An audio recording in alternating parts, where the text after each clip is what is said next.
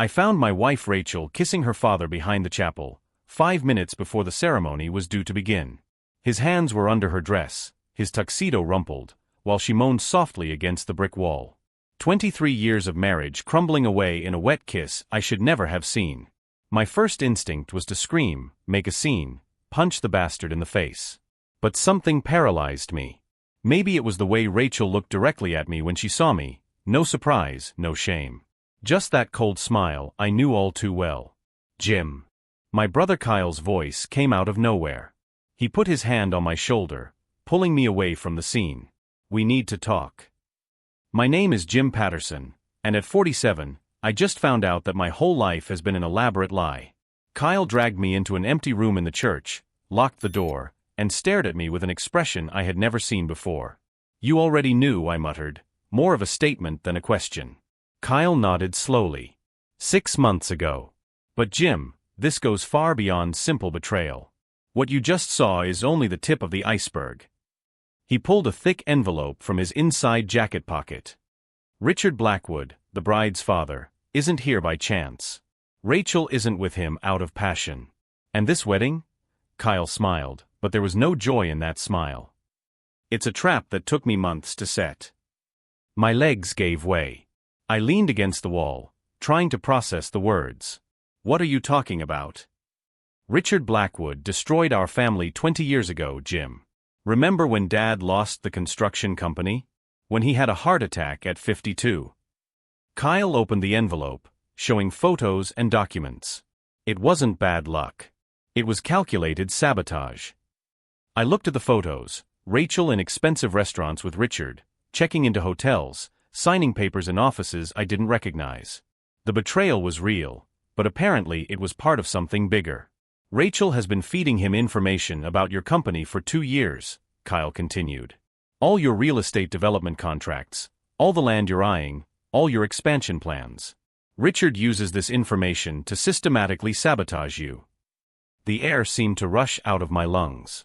My company had been facing inexplicable difficulties for months. Contracts that seemed guaranteed slipped through my fingers at the last minute.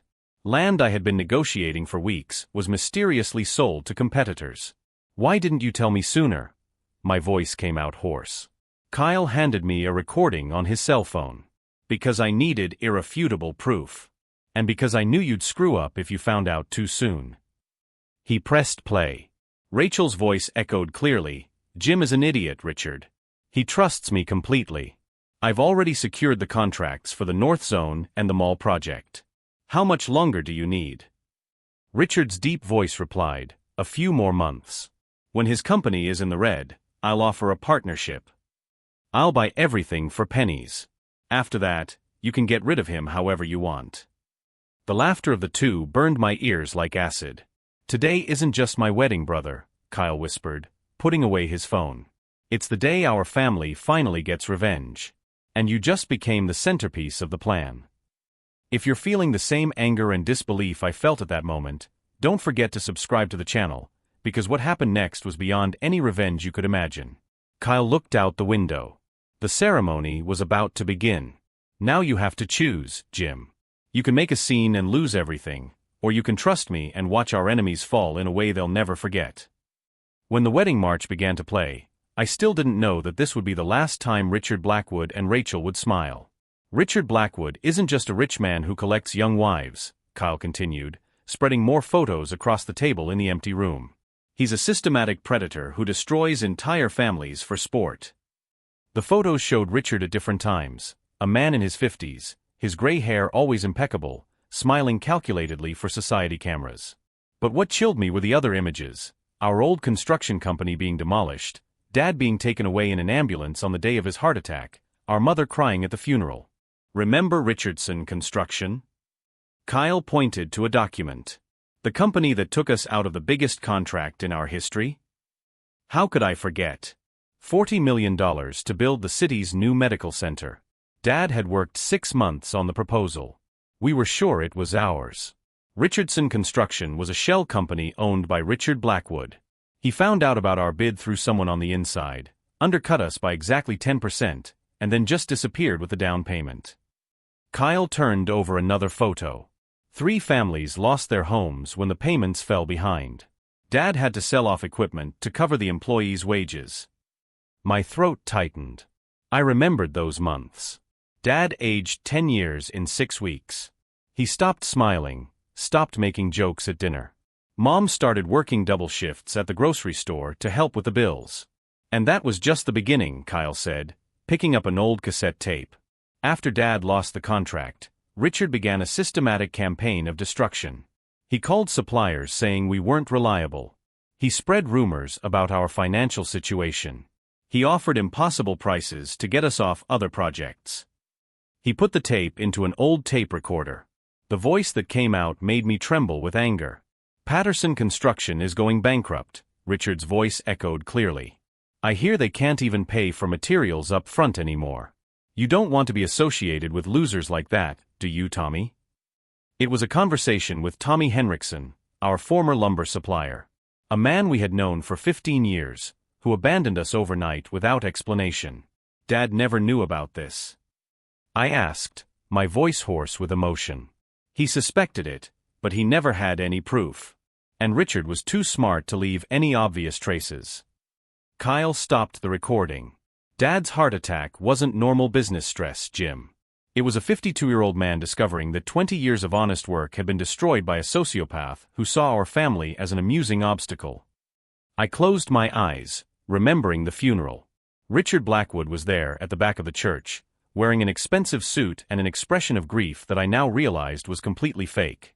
He had come to watch the result of his own work. How did you find out all this? Kyle smiled bitterly. Remember when I got that job at Blackwood Industries 5 years ago? It wasn't a coincidence. I spent 3 years building trust, getting promoted, gaining access. I found out Richard has been doing this for decades.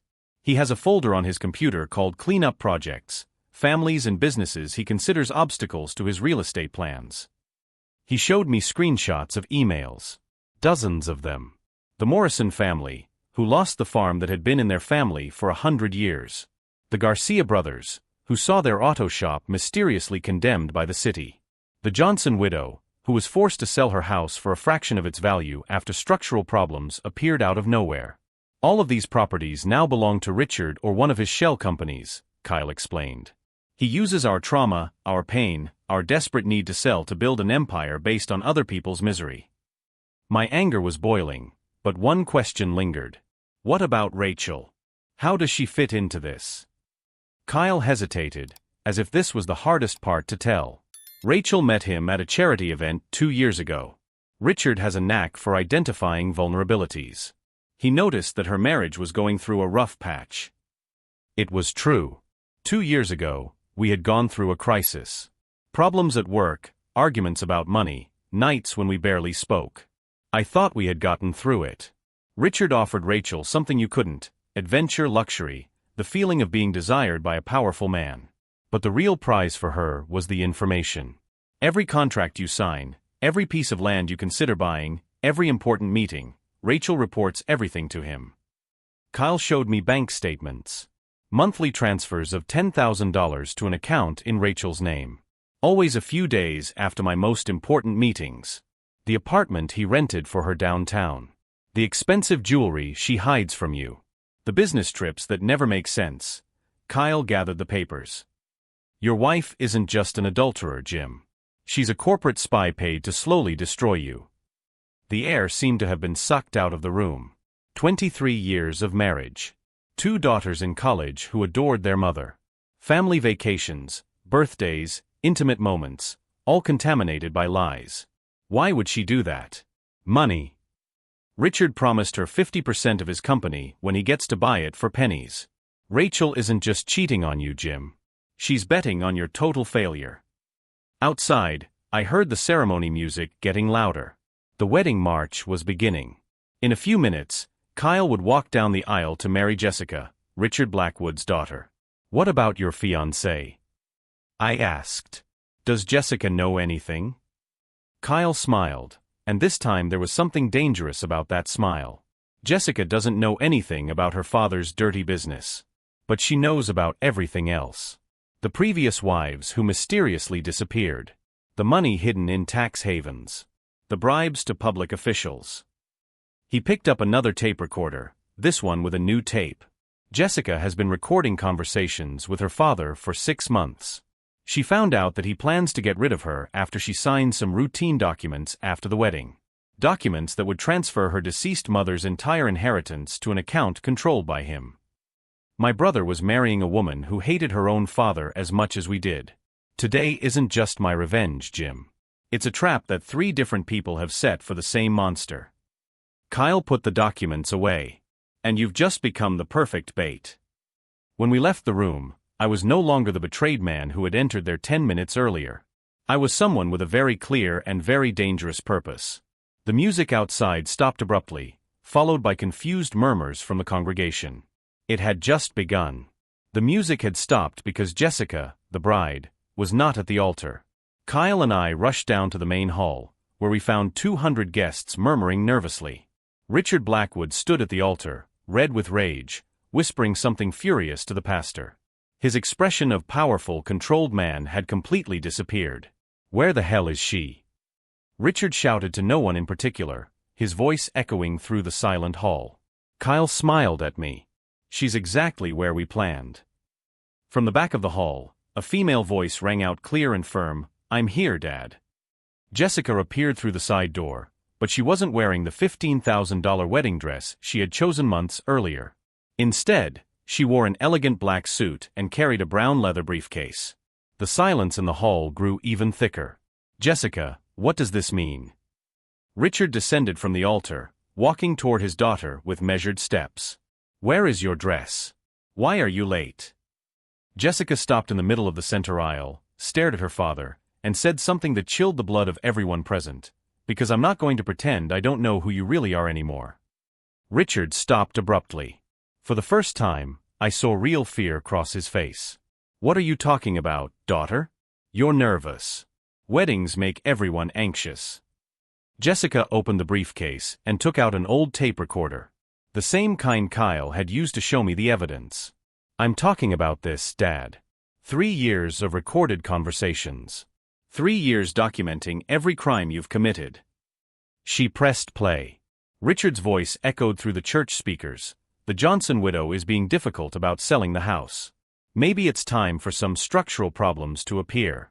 You know that inspector who owes me a favor." A murmur of shock rippled through the congregation. I recognized several people who had been mentioned in Kyle's investigation. They were hearing, for the first time, proof that their tragedies had not been accidents. "Stop this immediately!" Richard shouted, lunging toward his daughter. But Kyle moved faster. He stepped between father and daughter, and for the first time I saw my brother as the man he had become in recent years, calculating, determined, and completely fearless. "Actually, Richard, I think she should continue." Richard looked at me, then Kyle, then Jessica. For the first time in 20 years, he was in a room where he didn't control the situation. "You planned this," he whispered, understanding dawning in his eyes. "You 3. "Actually, there are 4 of us," Kyle interrupted. That's when Rachel appeared at the church door. But she wasn't alone. 2 federal agents flanked her, and her hands were cuffed behind her back. Her eyes were red, her face was streaked with tears, and all the arrogant confidence I had seen earlier had completely evaporated. "Richard Blackwood," one of the agents announced, his voice carrying absolute authority, "you are under arrest for conspiracy, corporate fraud, bribery of public officials, and extortion." The room erupted in murmurs. People rose from their chairs, trying to understand what was happening. Some guests began to leave, others grabbed their phones to record. But I couldn't take my eyes off Rachel. 23 years of marriage. 2 daughters. Thousands of nights sleeping next to her, trusting her, loving her. And now she was there, handcuffed, broken, knowing that her greed had ruined everything. When our eyes met, she began to cry harder. "Jim," she shouted over the chaos. "Jim, I can explain. He forced me. He said he would hurt you if I didn't cooperate." Lies. Even now, even in custody, she was still trying to manipulate. Kyle put his hand on my shoulder. "The recorders Jessica planted in his office picked up everything, Jim. Including the conversations where Rachel bragged about how easy you were to fool. Including the plans to get rid of you once they got your company." I felt a cold anger rising in my throat. It wasn't the hot, impulsive anger I felt when I found them in the back of the church. It was something much more dangerous, a cold determination to see justice done. She admitted everything when the agents confronted her with the evidence, Kyle continued. All the documents she copied from your company. All the secret meetings. All the money Richard paid her. I looked at Richard, who was now being handcuffed as well. Even in handcuffs, he tried to maintain an expression of dignity. This is a misunderstanding, he said calmly to the agents. My lawyers will resolve this in a matter of hours. Jessica approached her father, still holding the tape recorder. They won't, Daddy. Because I also gave the agents all your offshore accounts. All the documented bribes. All the families you destroyed. Her voice was steady, but I could see tears in her eyes. Including the Pattersons. That's when Richard finally looked directly at me. And for the first time, I saw something I had never seen before in his eyes, real fear. You, he whispered. Jim Patterson. Yes, I said, walking until I was face to face with him. The son of the man you killed. Richard tried to back away, but the agents held him tight. I didn't kill anyone. Your father had a heart attack. That's not my fault. You systematically destroyed the company he built over 20 years. You spread lies about our family. You sabotaged contracts that would have saved our business. My voice was low, controlled. You may not have put your hands around his neck, but you killed him just the same. The agents began to escort him out of the church, but I wasn't finished. And after killing my father, you decided to finish the job by seducing my wife and stealing my company. Richard stopped resisting. He stared at me with an expression I couldn't decipher. How? He asked. How did you find out? Kyle smiled. Because you made the same mistake you always make, Richard. You thought you could control everyone. But you forgot one important thing. What? You forgot that some people hold grudges for 20 years. And that some families never stop fighting. When the agents led Richard and Rachel out of the church, the hall was completely silent. 200 guests were processing what they had just witnessed, not just a cancelled wedding, but the downfall of one of the most powerful men in town. Jessica approached me, taking something out of her briefcase. This is for you, Jim. It was a deed. The deed to the property where our construction company's old office had been. The property Richard had bought for pennies after the bankruptcy. My father didn't just leave debts when he died, Jessica explained. He left some properties in my name that even he didn't remember. This is one of them. And now it's yours. I took the deed with trembling hands. 20 years. 20 years since we had to sell everything. Why? I asked. Jessica smiled, but it was a sad smile. Because some things need to go back to their rightful owners. And because my family owes yours a lot. When I left the church that afternoon, I was no longer the betrayed man who had entered there a few hours earlier. I was someone who had seen justice done after 2 decades of waiting. But the real surprise was yet to come. And it would change everything I thought I knew about revenge. 3 days after the arrest, I was sitting in my company's office, looking at a stack of documents that would change everything I thought I knew about my own life. Kyle had brought more evidence, a whole box of files that Jessica had secretly copied from Richard's computer before the ceremony. And what we found inside made everything that happened in the church seem like just the first act of a much more sinister play. Jim, you need to see this, Kyle said, spreading photographs across my desk. Richard wasn't just destroying our family. He was building an entire empire on the corpses of at least 15 different families. The photos showed properties all over town, old houses, commercial lots, family farms. Each one had a small handwritten note, "Cleanup project complete," followed by a date. The Morrison family, remember them? Kyle pointed to a photo of the old corn farm. Richard didn't just buy the property after they went bankrupt. He caused the bankruptcy.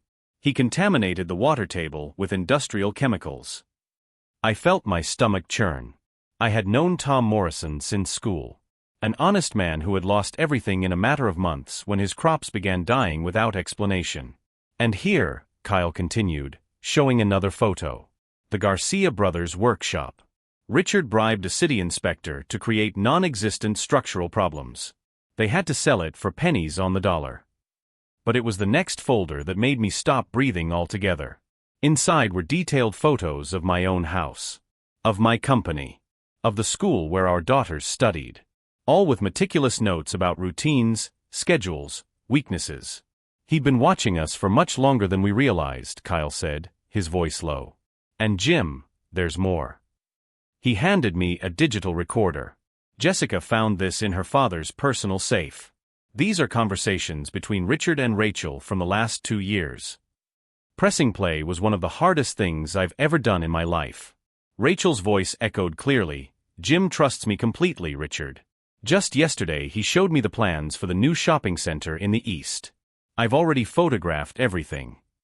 "Perfect," Richard's voice replied.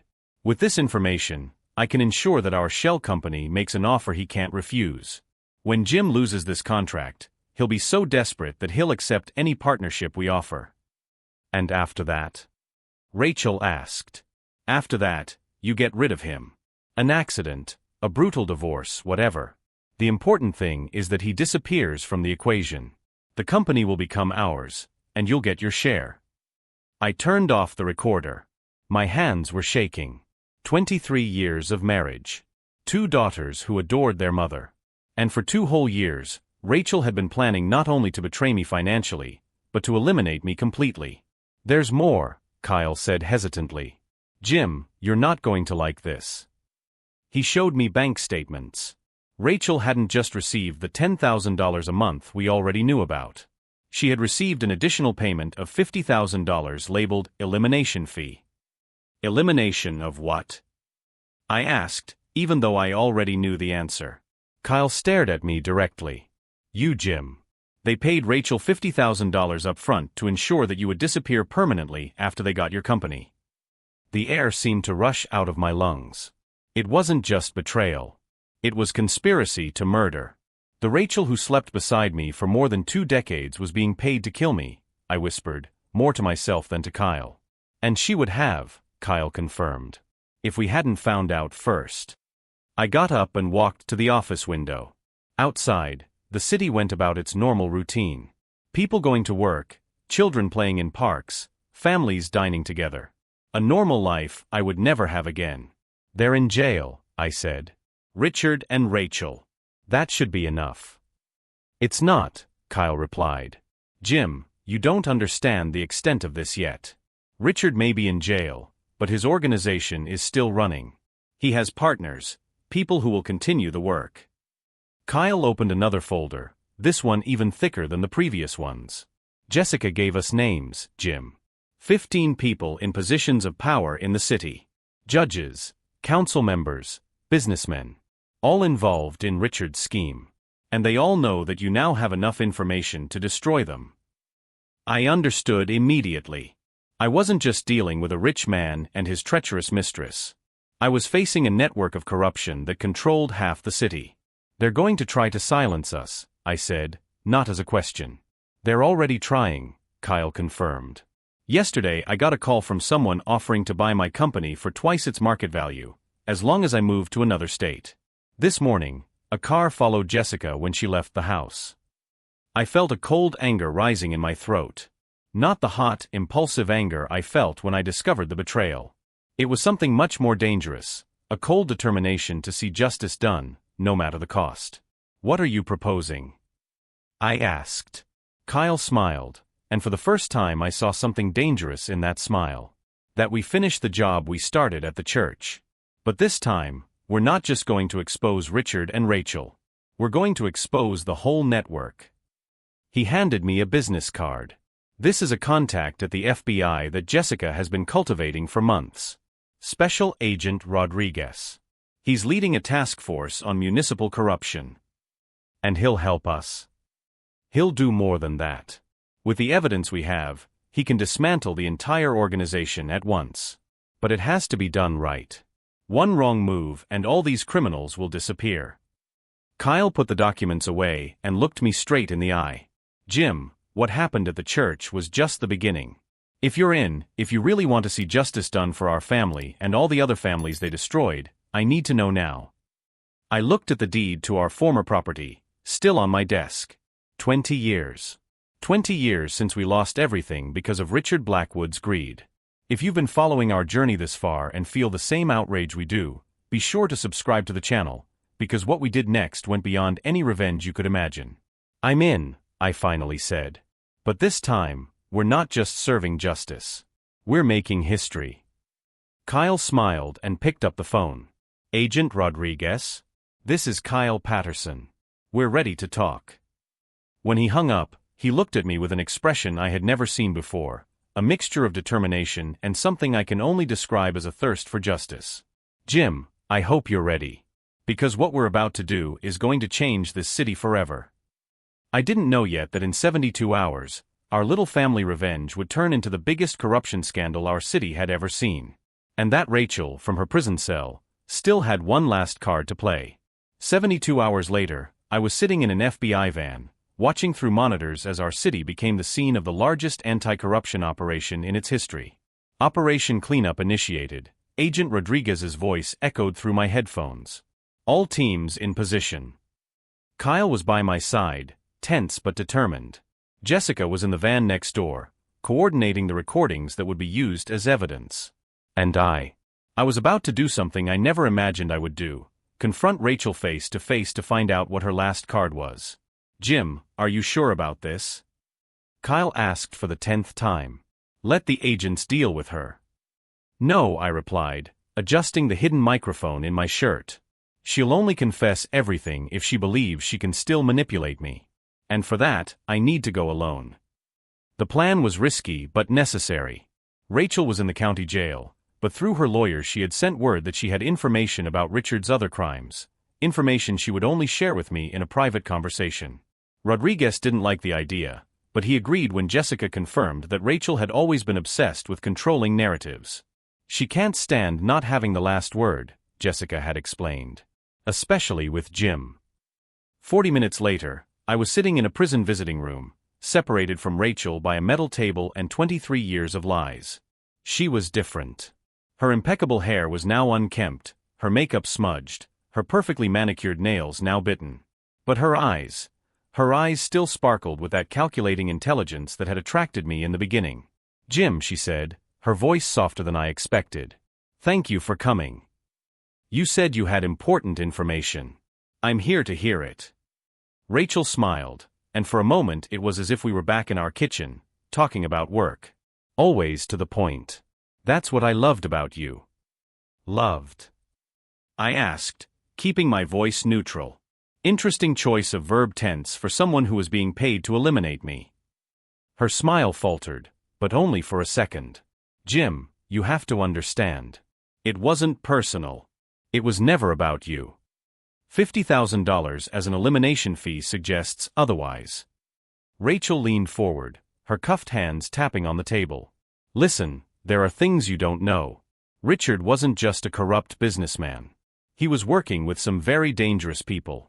Mexican cartel, money laundering, human trafficking. I had no choice. I felt my stomach churn. Not because of the information.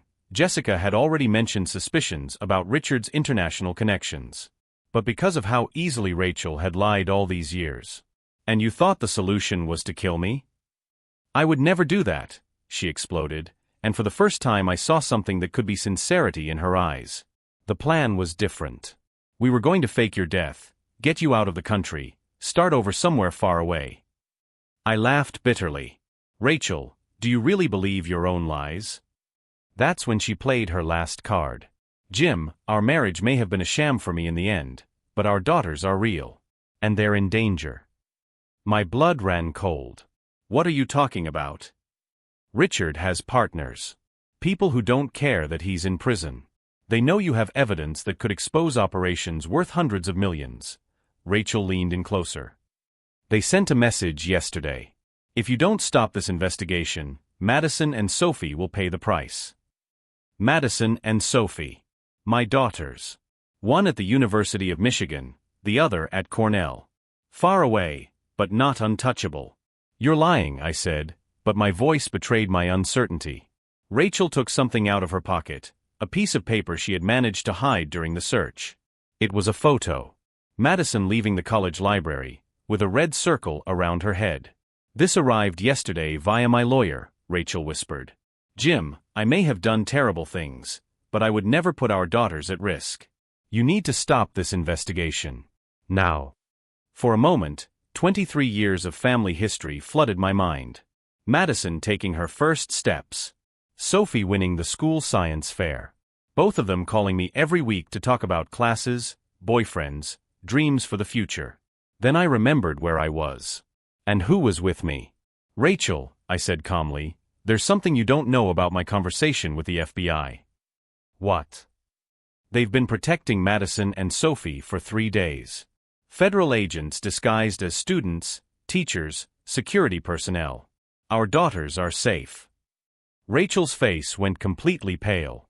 And there's more, I continued, savoring the moment. That photo? It was taken by a federal agent. As bait. To see if you would try to use our daughters as leverage.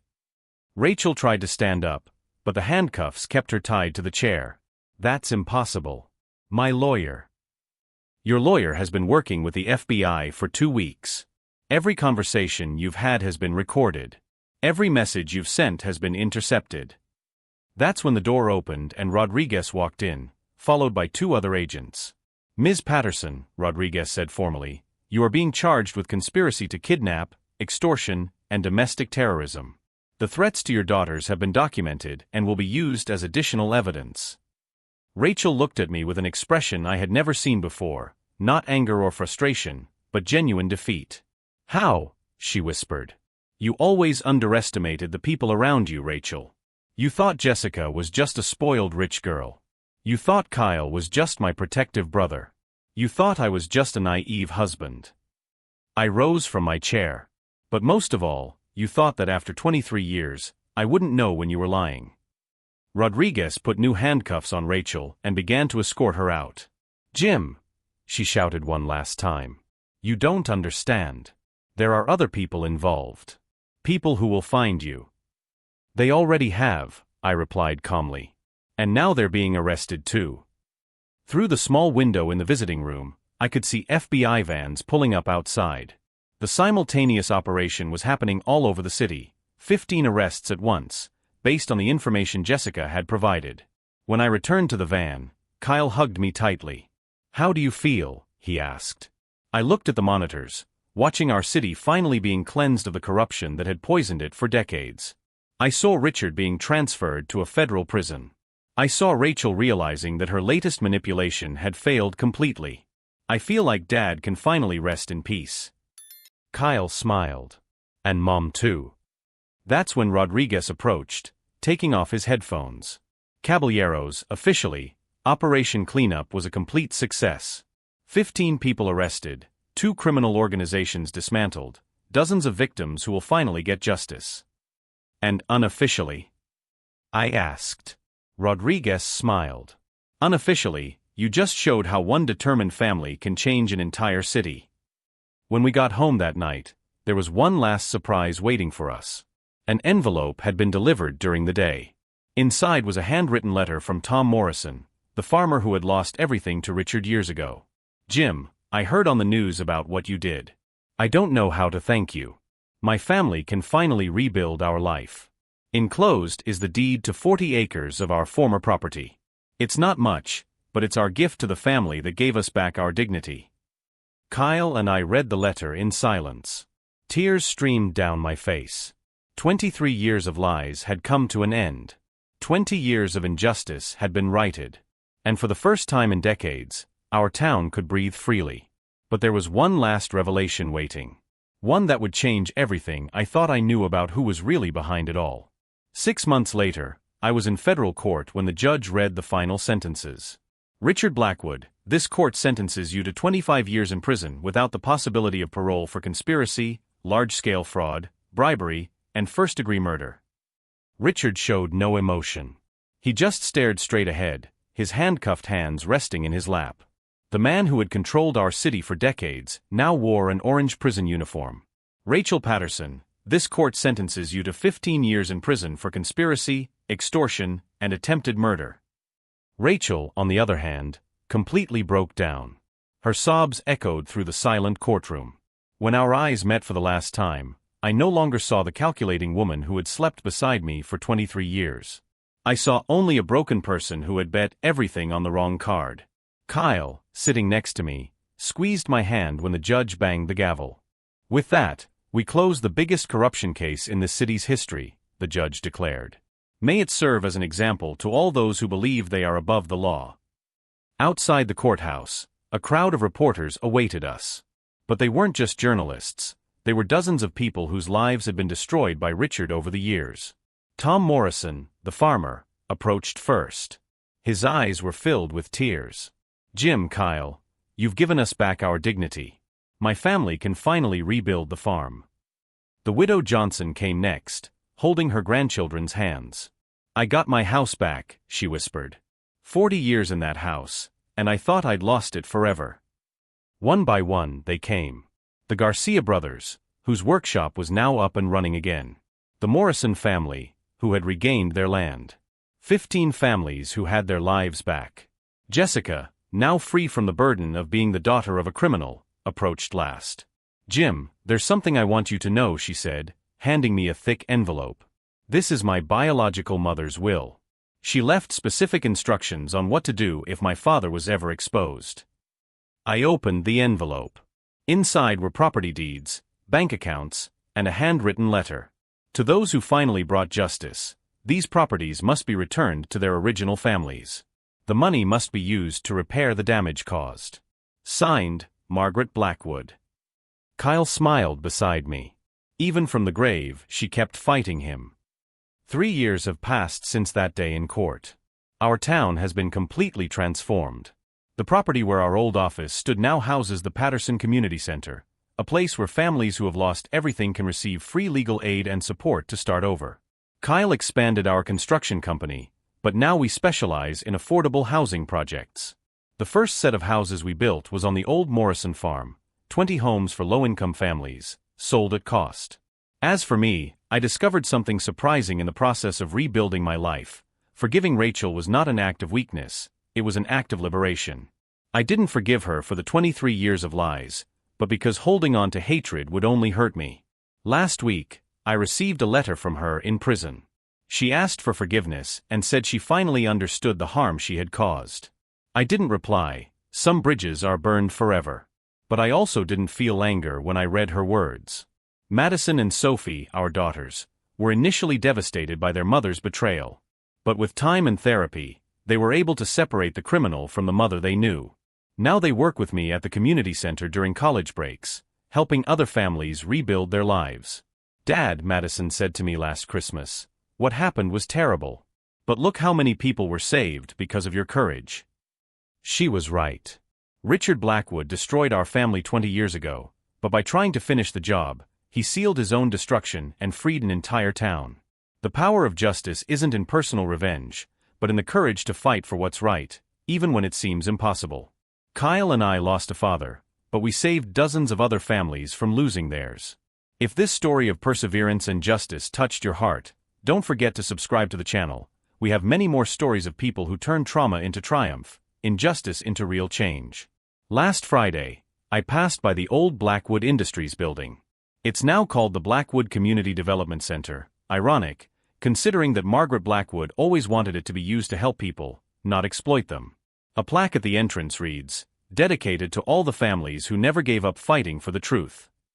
Richard tried to build an empire on the rubble of honest families. In the end, those same families built something much more powerful on the rubble of his empire, a community based on justice, not greed. And every time I pass that plaque, I hear my father's voice whispering, "Well done, son. Well done."